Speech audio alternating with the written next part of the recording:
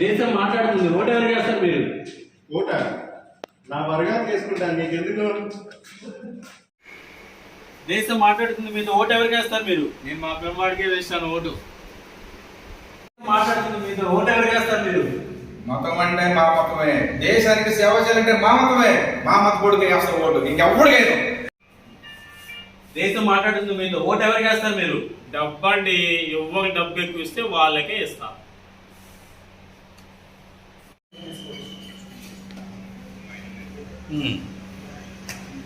దేశం మాట్లాడుతుంది మీరు, ఓటు ఎవరికి వేస్తారు మీరు? నాకు మందు బాటిల్ ఎవరు ఇస్తే వాళ్ళకి వేస్తా.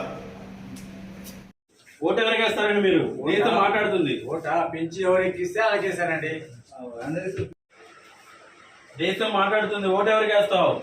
ఈ రోజు ఆడనే పండుకొని వేస్తారు. ఓట అది 5 years కి వచ్చి ఒకే ఒక హాలిడే, మా ఫ్యామిలీ మొత్తం కలిసి మేము ట్రిప్కి వెళ్తున్నాం. 75 సంవత్సరాలుగా ఇదే వింటున్నాను, ఇదే చూస్తున్నాను. నా బిడ్డల్లో మార్పు రావట్లేదు, దేశంలోనూ మార్పు రావట్లేదు. నిరుపేదలకు ఆకలి తీరట్లేదు, నిరుద్యోగులకు ఉద్యోగాలు రావట్లేదు.